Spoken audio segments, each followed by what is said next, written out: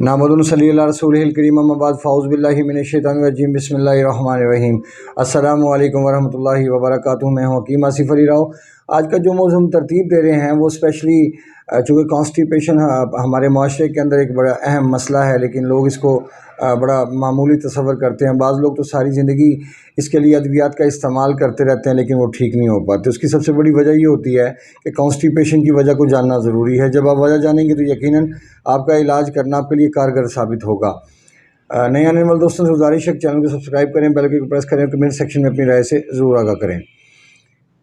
याद रखें कि बैड कोलेस्ट्रॉल और कॉन्स्टिपेशन इन दोनों का आपस में बड़ा गहरा ताल्लुक है, क्योंकि बैड कोलेस्ट्रॉल पैदा होता है आपके जिस्म में कार्बन के बढ़ने की वजह से, जब आपका खून गाढ़ा होना शुरू हो जाए। याद रखिए गुड कोलेस्ट्रॉल की जो बढ़ने की वजह होती है वो जिस्म के अंदर खून के अंदर ठंडक का बढ़ जाना है, रतूबात का बढ़ जाना है, ये गुड कोलेस्ट्रॉल की वजह बनती है। लेकिन यहाँ पे कॉन्स्टिपेशन शाज़ो नादर होती है।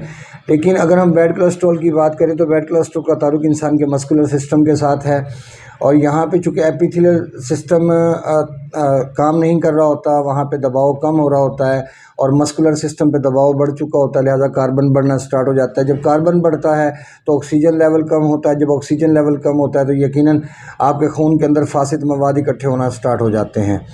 याद रखिए कि माशरे के अंदर जितने लोगों को बाईपास की ज़रूरत पेश आती है, उनमें से 99.99% जो लोग हैं वो एसिडिटी का शिकार होते हैं, खून के गाढ़ा होने का शिकार होते हैं, और कॉन्स्टिपेशन लाजमन मौजूद होती है। जितने लोगों के स्टंट डल चुके हैं वो सब लोग अगर जायज़ा लें तो उनको कॉन्स्टिपेशन पहले भी थी और आज भी है।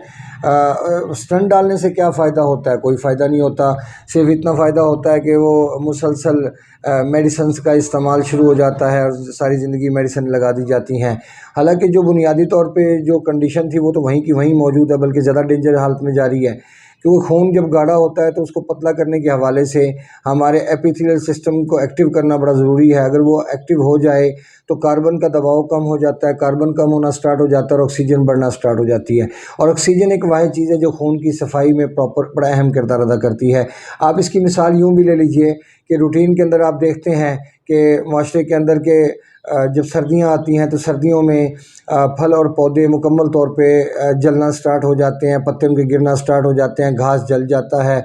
कोहरे की सूरत में बहुत सारी कम चीज़ें जो बच पाती हैं। लेकिन अगर इसकी बनिस्बत हम गर्मी को देखें तो गर्मियों में फल और पौधे बड़ी तेज़ी के साथ परवरिश पाते हैं, घास निकलना शुरू हो जाता है। जितनी मर्ज़ी गर्मी पड़ती चली जाए या इनको फल और पौधों को कोई फ़र्क नहीं पड़ता। स्पेशली ऑक्सीजन लेवल बेहतर हो जाता है, जबकि सर्दियों में ऑक्सीजन लेवल कम हो जाता है, क्योंकि कार्बन का ताल्लुक इंसान के मस्कुलर सिस्टम के साथ। और ये एक चीज़ और ज़हन में रखें कि जब आपका नर्वस सिस्टम एक्टिव होता है, रतूबात होती है, तब भी ऑक्सीजन की कमी होती है। ऑक्सीजन एक ही सूरत में बेहतर हो सकती है कि जब आपका एपिथेलियल सिस्टम, आपका जिगर का निज़ाम फ़ाल काम करे। और यही चीज़ है कि जो आने वाले वक्त में आपको कॉन्स्टिपेशन और बैड कोलेस्ट्रॉल और बाईपास से बचाने में अहम किरदार अदा कर सकती है। ऐसी हालत में जब बैड कोलेस्ट्रॉल बढ़ता है या जिसमें कॉन्स्टिपेशन जैसे मसाइल मौजूद होते हैं, तो ऐसी हालत में हमेशा याद रखिए कि वो चीज़ें जो फासदुल कैमूस हैं, खून को गंदा करने वाली हैं, खून को गाढ़ा करने वाली हैं, उनका इस्तेमाल कुछ महीनों के लिए मतवातर रोकना पड़ता है। रोकने का इसलिए ज़रूरी कहा जाता है कि जब तक आपकी बॉडी में बैड कोलेस्ट्रॉल मौजूद है तो बैड कोलेस्ट्रॉल को रिमूव करने के हवाले से या उसको ख़त्म करने के हवाले से या उसको नॉर्मल करने के हवाले से हमें फासदुल कैमूस चीज़ों का इस्तेमाल बंद करना पड़ता है, क्योंकि फासदुल कैमूस चीज़ें कार्बन को पैदा करने का सबब बनती हैं। जैसे गोभी है, जैसे अरवी है, जैसे मटर है, जैसे कट्टे का गोश्त है, जैसे टमाटर है, जैसे माल्टा सेब है, जैसे सुर्ख अनार है, जैसे फ़ास्ट फूड है, कोल्ड ड्रिंक्स हैं।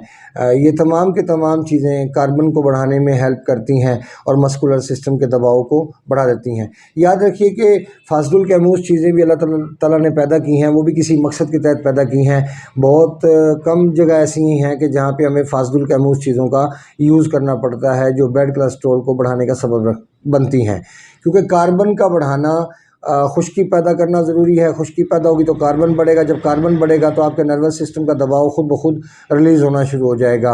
اور یہی ایک طریقہ ہے کہ جب ہم گڈ کولسٹرول کو کور کر سکیں، کیونکہ گڈ کولسٹرول کو کور کرنے کے لیے ہمیں حرارت غریبہ کی ضرورت ہے، مسکولر سسٹم پہ دباؤ کو بڑھانے کی ضرورت ہے، جس میں ہم چھوارے، بھنے ہوئے چنے، جس میں لہسن استعمال کر سکتے ہیں. یہ چیزیں بھی کارگر ثابت ہو سکتی ہیں. دار چینی، لونگ، اس کا قہوہ بھی کارگر ثابت ہو سکتا ہے. لیکن یہ وہ جگہیں ہیں جہاں پہ رطوبات بڑھ چکی ہیں.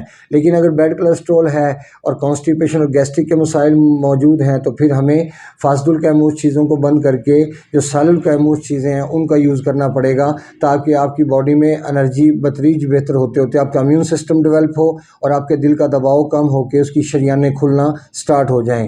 یاد رکھیے کہ جب کسی چیز کو کھولنا ہو تو وہاں پہ تحلیل کا عمل پیدا کرنا پڑتا ہے، یعنی پھیلنے کا عمل شروع ہونا چاہیے. اگر پھیلنے کا عمل ہوگا تو شریانیں کھل جائیں گی اور دل کا دباؤ کم ہو جائے گا، ورنہ دوسری کوئی صورت نہیں کہ ہم اس مصیبت سے باہر نکل سکیں. اور کانسٹیپیشن کے حوالے سے یاد رکھیے کہ سب سے پہلے کانسٹیپیشن سٹارٹ ہوتی ہے اور جو والز کا بند ہونے کا مسئلہ ہوتا ہے، جو ہمارے دل کے والو بند ہو جاتے ہیں، وہ بعد میں شروع ہوتے ہیں.